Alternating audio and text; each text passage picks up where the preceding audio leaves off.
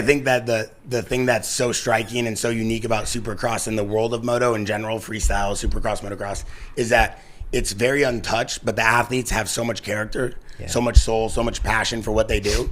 But besides the main 4 or 5 brands, no one's coming in to put these guys on a different pedestal to help them become these like major league sports athletes in the US on a mainstream level. And I feel like what we've been able to do with Jaxxon because of Twitch and Sheckler and, you know, the Lawrence brothers is kind of coming in and supporting them on a different level. Because I love the competitiveness. Like, I love competition. We sponsor the best MMA guys, best skating guys, best surfing guys.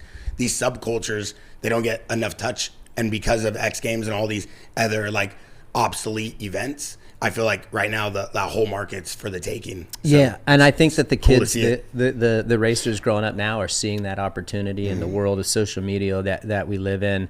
Like, they're seeing the upside of it, and I think, you know, brands like Jaxxon, what you guys are doing and what you've created with the culture is definitely helping. Like, you talk about all these other sports that you guys are in so deep with the best athletes. I mean, now, like, the Lawrence brothers are being exposed to UFC and surfing and skating and so on and so forth. And honestly, that's what it takes.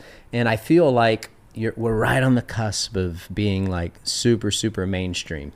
Like, and it just takes, you know, brands like this and movements like this to get it there for sure. Moto is so gnarly. And like, I remember hearing Pastrana talking about, you can take any dude who's physically fit, but he's like, you try throwing them on a motorcycle. He's like, I feel like the motorcycle athlete is probably the most fit dude in the world. Oh yeah, they are fit. I think power to weight ratio and cardio, I think they're pretty sporty. You know, I mean, there's so many good athletes, as you guys know, especially with UFC. everything. With everything. I think it's, you know, specific to discipline, no doubt, but overall in a challenge course, you know, I'd put them up against some really gnarly athletes for sure. And just like the pain tolerance and stuff like that. You see so many sports where people get hurt and they're sidelined for the whole year, where you're like, I've seen people ride a whole season with that. Look at Joe Shimoda last weekend. I mean? Yeah, Pitboard just weeds his hand. Like, dude, his hand looked gnarly. Dude, you know what I was thinking? Looked like a UFC fighter. He's lucky he didn't like that. Like, the finger didn't get cut off. Yeah, because that pit board was like completely sideways. Yeah, like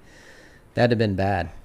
I mean, but the fact that he's able to just go put on this like makeshift cast wiring harness and then just go right back out there, because Joe Cancelleri is his trainer. He's in here every morning. Yeah. And so I was like, let me see the photo. And I'm like, oh, I wouldn't be able to ride. He's like, no, that's the way these guys are different. Yeah, like what Twitch was saying, it's like they don't get enough credit for the, you know, like how they ride injured and the severity of the injury. Yeah.